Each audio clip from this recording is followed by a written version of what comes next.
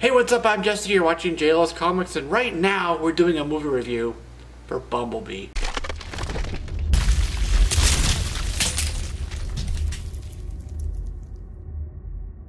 Travis Knight directed Hailee Steinfeld, John Ortiz, John Cena, and quite a few others in this Christina Hodson script. It is PG-13, and the runtime for this film is 113 minutes. It comes out December of 2018, right in the height of blockbuster season for the holiday season. So I'm sure just like me, you've been following the news as well. We all watched the Michael Bay films, and we all have our opinions of those. And then we heard about this movie. It's a prequel set in the 80s. Hailee Steinfeld is Charlie, and we also learned John Cena is going to be in the film, and just kind of what's going to happen there. And then, not too long ago, we heard about the G1 characters.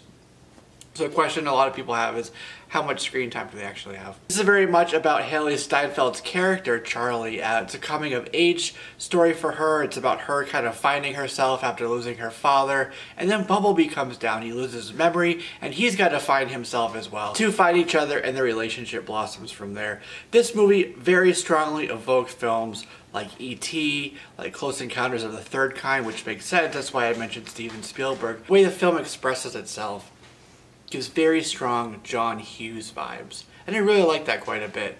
I think that was equal parts Spielberg, Travis Knight, and Hodson's doing as well. I like that.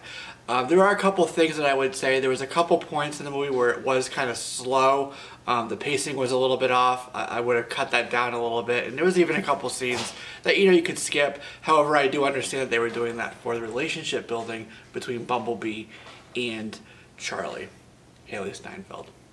Also, I want to talk about John Cena. John Cena is a fun, likable guy.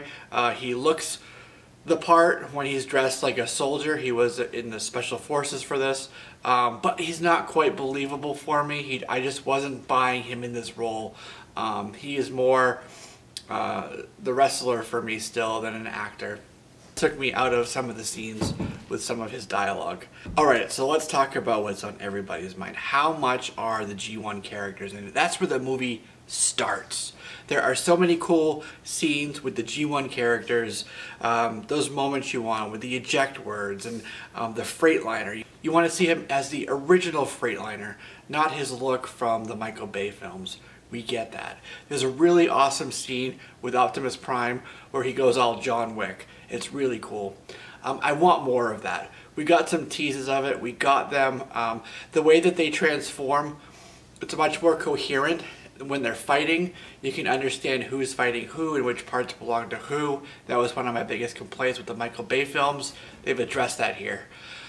All of that being said, I know I had mentioned a couple of things that I would improve, some characters that I would improve as well. I really enjoyed this. I like this as a reboot to the franchise, the potential Hasbroverse. I'm excited for that as well.